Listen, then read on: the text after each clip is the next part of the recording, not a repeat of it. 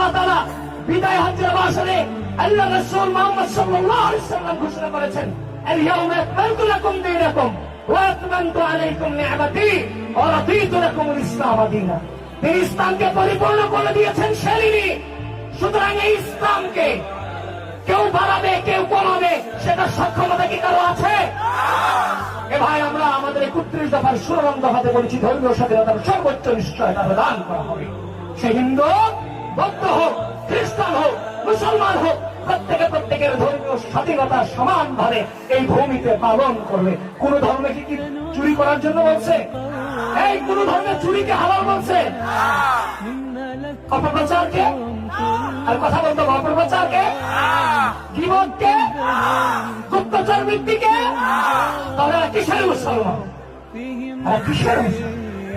এরা ইসলামের নামকে ব্যবহার করে সব থেকে